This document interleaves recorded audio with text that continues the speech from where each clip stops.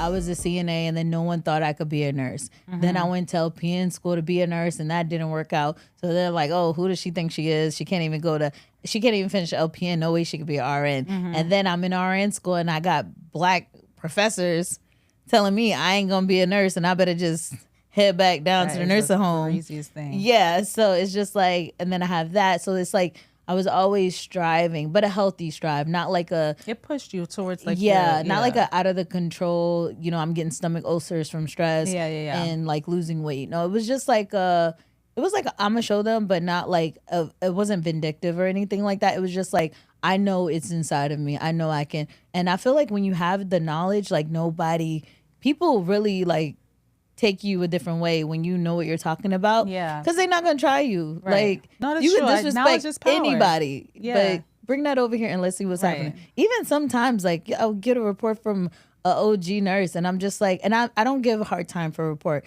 Like, honestly, if the patient is breathing, I could read the chart. Yeah. Like, I'll do a quick assessment. I'll look. And that's another thing. Like, your assessment has to be top tier. Like, when you go in the room, you should be able to do a quick head-to-toe assessment, not even in a minute. Right. Like, you need to look at the main things. Like, is your patient awake and alert? Are they breathing? Right? If they have any tubes or anything. Just a basic assessment. Yes. What's the IVs looking like? Yeah. Is the IV, even if the IV is not working, I mean, before, girl, though, I used to walk around with flushing because IVs. Coming from the ED...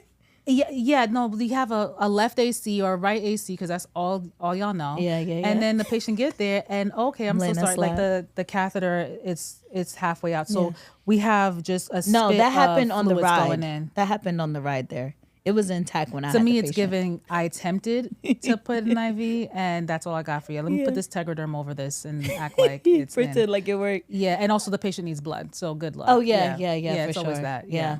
Or you know what I hate? Like when antibiotics are given and then they want to draw cultures. Like, cause now I work med surg and I worked ED. So I know so it just be like, cause when you work in the ED, something happens, you always want to give antibiotics for like whatever the case is. And then the ID will come and be like, do cultures. And then it's just like, and then sometimes you'll even, and then sometimes you'll be like, oh, like before you give the antibiotics, you'll be like, oh doc, let's do cultures. No, the patient don't need cultures. And then the ID will come and be like, do cultures. Actually, they do. So, yeah. Or it's just it's a lot of stuff in healthcare that would make you stressed out. But we got chart like a boss. So you got chart like a boss. We definitely a lot of nurse tips and tricks. No, for sure. It's a good book for sure. I'm glad that that's something that came on your heart that we were led to actually write. I just think, like I said, it's a great resource. Where do the people get it? Great. So gotta ask. That was so good. So you can actually Google Chart Like a Boss, and then the website inkandneedlepublishing.com, TikTok shop. Okay. I haven't figured out how to get it on Instagram yet, but then you can also get it from my website. It's cheaper on my website than TikTok shop. And what's the website again? inkandneedlepublishing.com. Ink and Needle. Yeah. N or and like AND. Okay. Yeah. Okay. And it's cheaper on the website, but people love TikTok. I'm not gonna lie, I'm a fan. I used to avoid TikTok shop, but I'd be sitting there like, add to cart. Yeah, it's terrible. No, it is. The book actually sold out, but I thank God we're back in stock. Okay. Yeah. I was just minding my holy business, serving in church and going to work every now and then. And then this one TikToker, Larissa, she posted about my book and it sold out in like 3-4 days. Wow. And then I looked and I saw like it was in like 4,000 or 5,000 carts, and I'm like, wow, I don't even have this many books available. Like that is amazing. I was just like on my face, like, God, you're too good, you're too good. And then like now I feel so bad because I sold out, and then people were like, where can I get this book? And I kind of went through a stage of just like not responding on social media because it was just too many, and I would get emails from my website, and I was just like. And God told me to restock, literally. Like he told me in March, and then he told me in April, and then I got prophetic words like he's gonna do something big, like your business is gonna boom. Mm-hmm. And I was just like, okay, like and still not paying no mind to it. No mind. Now I paid extra for expediting it for it to come by air, versus sea. So all right, so it's back in stock. I was gonna say so it'll be in stock. So. Yeah. Y'all all be able to grab the book and learn more. Learn from this. Yes, please. And it really? What is that? American? From America's Top Model. When she I forgot who who was going off, whatever. She was like, learn from this. I'll insert an emoji somewhere. Yes. But no, Try Like a Boss, it came at a time where it was needed. And I just thank God because it really has helped thousands of nurses. I mean, the comments, the reviews, everything's so great. And I actually wanted this book to have Nurse Practitioner on it. But the Lord told me, he said, release the book, then take your boards. And I was just like, well, I'm gonna do what I want to do. So I took my boards and I failed by one question. I took the boards to be certified because it was like an easier. It's just A, B, C, or D. Nothing crazy. To be board certified, it's drag and drop, multiple choice, fill in the blank, select, a push of this is You're a not lot. driving me any closer to being an NP. Not driving me any closer. Yeah, it's a great place to be. But so then I failed it by one question. It was funny because they tell you too. And then I would listen to a sermon on my way home, and it was like, you just do whatever you want. You're disobedient. God been told you to write the book. I was like, like, why would that be the sermon? And that's what I hear. Yeah. So I felt total conviction. I released the book, and I went to take the test to be board certified, and I passed. The thing shut off. It was no issues. And then I was like, oh, and it's really good I didn't put like nurse practitioner because so many people are confused. They're like, can you buy this book if you're an LPN? Can you be and it literally says for nurses. So there's no specifics like, and everyone, all types of, if you chart in healthcare, honestly, this would be a great resource for you. It's no like, but if I had nurse practitioner, the Lord knew what he was. It would have been limited. Yeah, they would have been like, oh no, it can't work for me. Yeah. So that was good. That's great. I'm so glad that, like I said, that the book is here and that, people do have like a resource that they can go to. It's so easy to get caught up in like charting too much. Yeah. Or just, just in how people can get in trouble. They're like insurance nurses that, that go through charting. So that's a great tool so you can like keep it concise. You don't want to say too much to incriminate yourself in something because you don't know when your charting or your documentation is going to be used or can be used against you. Like even if you don't even recall, that's what you have to rely on. You got to keep it a little, say what happened, but tight. Like also like a little vague too. Like you can't not vague. Not vague. Vague is the wrong word. What I mean to say is you don't want to say so much that it entangles yourself in something else. Like, saying things that you didn't see, like if a patient's on the floor, something like that. You don't want to like say too much. Yeah. So which brings to a great point because I've actually had like a legal nurse. So I read so aside from like my own protocols, procedures and different things, and aside from the experience, I've done research. So it's not only a book of like in the back there's references. So we have ANA references. We have references from a legal handbook for nursing. I've watched documentaries about nurses who have went to court because of their charting. And so all those things are in there because like you said, you don't want to write too much because if a patient, I'll always see nurses write, patient fell. And it's like, did you see it?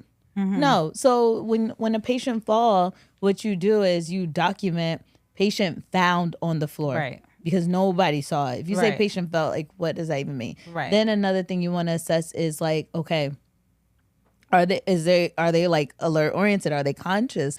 And then another thing you want to look for is like, okay, is there any blood? Like how are they presenting? You want your vital signs. You want to make sure that you document who was contacted, the provider, the family member, and then you want to put the patient back in bed, right? And depending on the setting, right? Because if it's a nursing home, and they may send the patient out for a CAT scan, or not, or whatever, or just monitor and assess if it's a frequent faller. But then you also want to make sure that you document that the safety precautions were in place and that you're doing continuous rounding on the patient and probably add in a few more notes, just throughout your shift on that patient. Yeah. So yeah, but yeah, you definitely want to keep it tight and just put the necessary things, but not like kind of, too broaden. That was a great quick little breakdown, like what you could do, so that's great. Thank you so much for sharing. The book is full of things like that. And even just a few nurse tips, like when you document after, rounding on your patients, put in a quick assessment. And it doesn't mean like complete your flow sheet. I have a bunch of those. So like for blood sugar checks, for admissions, for falls, for whatever. And those are great shortcuts to have, but definitely you want to document on your patient within the first hour just to make sure, like, in case something happens, at least you say you have eyes on the patient. Right. I remember a nurse, she used to say like, well, there was an incident and the nurse was like, the patient said, I never seen the nurse. And then they were like, oh, I was in the room. You could check the MAR, right? Because you got to scan the patient and you got to scan the med. But it's like, oh, so you're only in the room 2 times out of your 12.5 hour shift. And it's like, she ain't have no notes, she ain't have nothing. So it looks crazy. There was nothing support. And even some of these systems, you can actually see, the family can see the notes. Oh, yes. Which that's sucks totally true. sometimes. Yeah, so I don't use Epic in my hospital now, but I know there are like I feel like most hospital systems do have things where you can do like a shortcut so that you can put in like a quick note. But I think it is a great tip to actually have something saying that you were there, that you at least saw them, right? Because you never know where things can go. You never know. You could have the best patient in the world that you would like. Mr. Smith is the sweetest, 68-year-old. I'll take him 10 times over, and then something happens, and now we're reviewing your charting. And so, can you imagine? It'd be those patients. Oh, they're fine. They don't even bother you. Be the ones that cause the most trouble. Oh my gosh, all night. Yeah, they out of control. Yeah. Bed alarm always off. It's like, Jesus. Now you got to bring your wow in the room.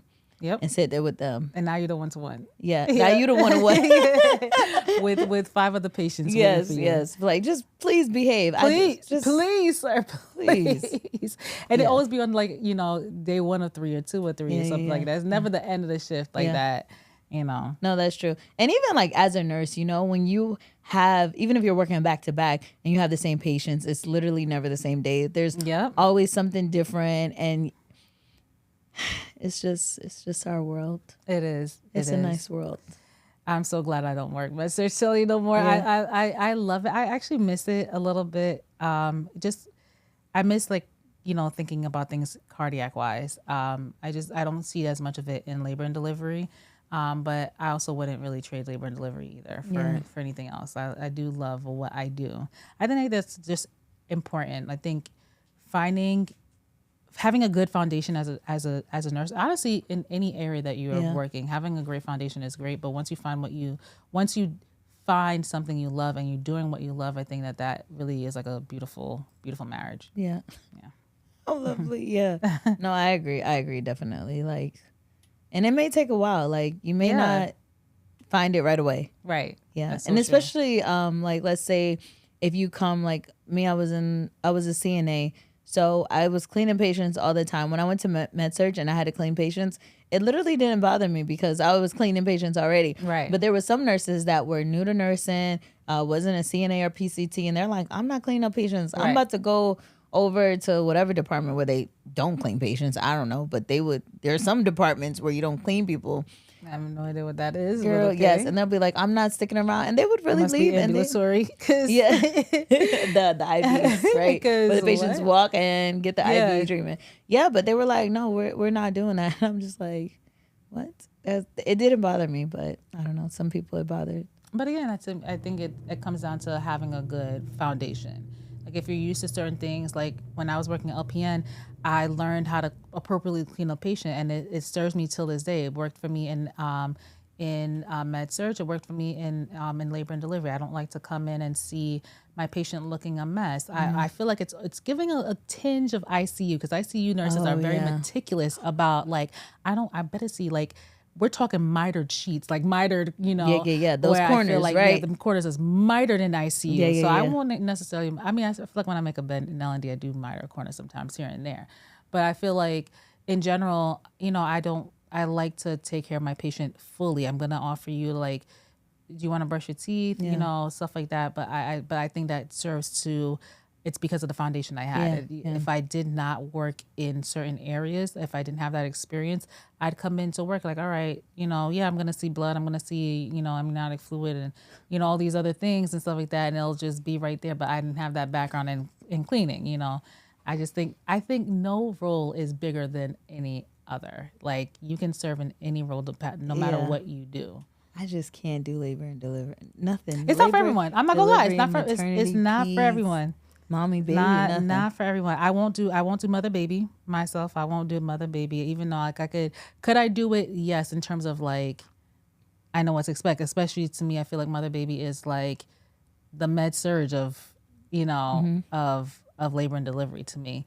But it's not for everyone. I can't go to peds. Don't never put me there. Don't call me. I'm not answering. I like no hablas inglés. Like I just Okay, girl. like we're not even in the same hemisphere. Dominican. That we're somewhere else, But again, finding what you do makes a difference. Like finding something you love and doing it makes a difference. Yeah, because I'm used to working hard, so message doesn't bother me. When I went to ED, I was cleaning stretchers, making stretchers, whatever, doing. It doesn't matter. I'll clean, I'll wipe. Even some people are just like, some people are like, oh, don't do that. The NAs will get used to it and blah, blah, blah. And I'm just like, it will take much longer for me to go find somebody. Find someone. Okay. That was likely busy. Like it's one thing if I see my tech or whoever, like on the phone, like just chilling, like, like you guys are just talking about your next, Coachella vacation, whatever, versus like I actively see you, like I actually can't find you because I know that you're doing stuff or whatever, or I see you like zipping around the unit. I'm not gonna go tack on another thing that I can go do myself. It's just like it's not worth it. And then it seems like, from my experience, when I do ask for help, because they know if I could do it myself, I would, they're more eager to do it. That's true. That's also very true. Yeah. Look at these pseudo tips coming out. Yeah, I really, sometimes it takes if you got one NA and there's like 37 patients, I'm sorry, don't worry about my patients. Don't worry about my 5 patients. And it's like 7 nurses. Yeah. Right? So it's like, don't worry about my patients. I'll do the blood pressures. You could clean the heavy ones or whatever. Whenever you get to them, even if you can't get to them, I'll find another nurse. Yeah. Me personally, I can clean. You could clean like almost anybody by yourself if you know the technique. Right. Throw that leg over first and the body will go with it. People be trying to push from the back. No, you got to throw the leg over. Quickest way to workers' comp. Yeah. Quick way. Yeah, you throw the leg over, the body will follow. And then you push the shoulder and they on their side, you wipe them up, roll them on the other side, and then stuff. And then Trendelenburg the bed, so you don't got to try to pull them up, because as you're turning them, they're gonna start sliding up. Then you put the head up, you lift the legs up a little bit so they don't slide back down. Boom, you done, you good.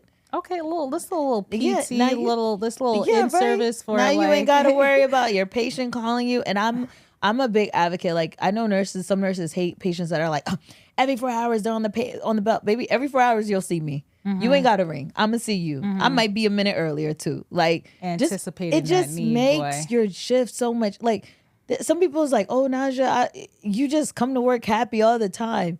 First, I work per diem, so I'm very happy. But second, it's just like, I don't make it, you need ice water, I do everything I can while I'm in that room so they don't call me back into that room. Right.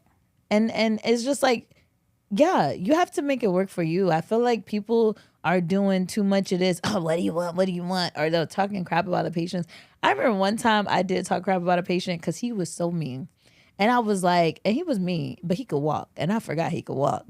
Girl, I was talking about that man. He walked right up. I was like, yeah. And he's asking me, I forgot what it was about anyways. And I was like, and he's asking me, and it's like, this is the 3rd time he called me for it. And then I turn around, girl, he was standing right there. Did he say something to you? He did. What did he say? He was like, excuse me? And girl, I just owned it. I was like, yes, you've called me for the 3rd time, and it's ridiculous. I've been more than nice to you. Not yes, I am talking about you to your face and what? Yeah, because you're being ridiculous. I've gone out of my way. Then I start getting like very Caucasian. I'll be like, this is unacceptable behavior. I've been at your beck and call, young man. Not beck and call. Yes, everything you've wanted, I provided, and I feel like you're purposely trying to torment me. And if you would like, I'll switch nurses. And he's like, no, it's fine. I'm sorry. And they know when they're being jerks, I mean, some people will be like, and yes, do call. Yeah. Yes, let's change it up. Yeah, I wish. I'll be quick. I'm not going to lie. There's times that I be praying. I'm like, please ask for a different nurse. Please, I won't be upset. I won't be upset. I promise you I won't be upset. But then it don't happen. It don't happen. What I find? I don't know if it's because I'm more Holy Ghost filled now than I was before. But I feel like those difficult patients, they don't act up with me. I won't say difficult patients will act up for me. I feel like they do, but everything happens for a reason. So I feel like for me, the way I look at it is like, what am I supposed to learn with this? Like this is teaching me something. Maybe I need to be patient, or maybe this person needs something a little bit more. Maybe something's going on a little bit deeper than what you know, what I assumed.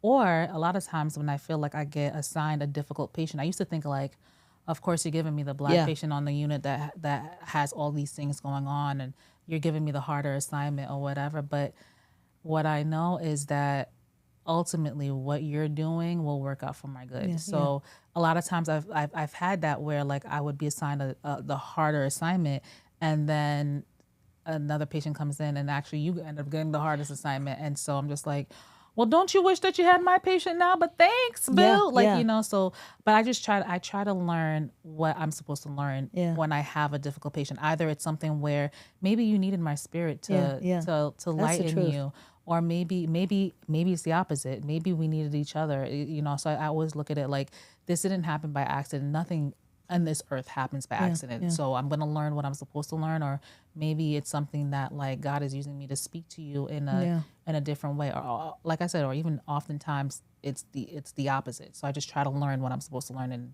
whatever situation that I'm in. Yeah, that's beautiful. Actually, like when I'm working, what I've noticed was, so I do float pool per diem. So baby, I always got a job. But what I've noticed is like if I get a certain patient, there's been times where I've felt led to pray for a patient, and I'm like, "Excuse me, can I pray for you?" And then there was one time there was this young guy. He was so young, and it was bad. I mean, amputee and all these different things. And his mom was a hard like woman, like very. What are you doing? What are you doing? And I was just like explaining everything, baby. I was pulling up the MRIs, everything, explaining to her. I was like, "Listen, I'm not here to cause anything. I'm just here to take care of him." And that's it. I will answer any question you have. Any. Grandma was like, "Oh, I like this girl. I like her, whatever." I asked him if I could pray for them, and we was in a circle. He was in the bed. I had the grandma's hand. The grandma had the mom's hand, and the son. And as I was praying, just visions started coming. And I just started seeing like the guy, he was going to start a foundation. And he's a young guy. And I saw the grandma praying and interceding for the family all the time. And I saw the mom, how she was crying at night. And people were saying like, you know, the family was saying bad things about the child. Like, you know, you don't have to deal with this. You could do that. But she was persistent in it. And she was for it. And I was just like, God sees you. And then she was so rough and tough. Broke down crying. Another time I've had where one day I was home and I woke up early, pray, worship God, and he gave me a vision of one of my patients who was bedbound. And he said, "Go pray over their legs." And I was like, "Sir, it's Saturday. I'm off." He was like, "Go." So I was like, "Okay."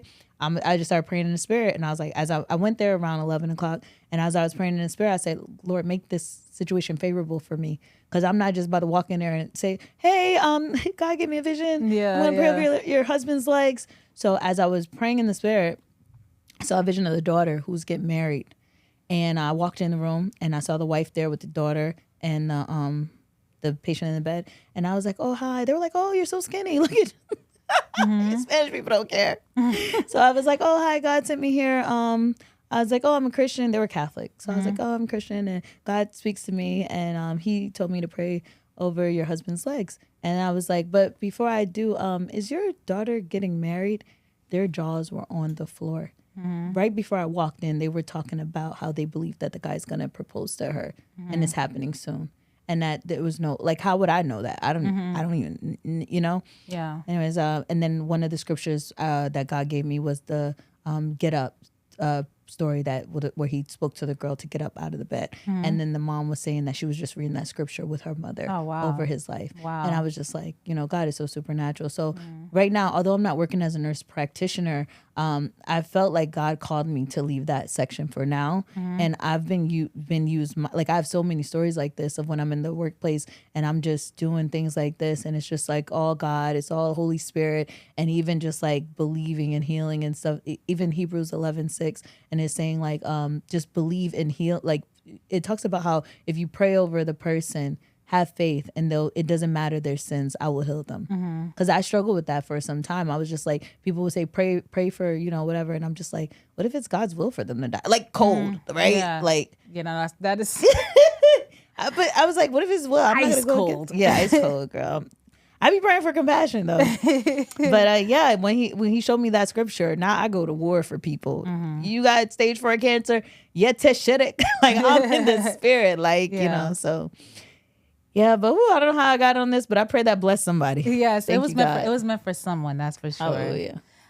Thank you so much for being a part of this journey, being here. I appreciate your time and coming. You're always welcome back. If you have episode like a second installment, if there's a new, chart like a boss 2 or however you want to do it, you're always welcome back to share. I would definitely love to have you back.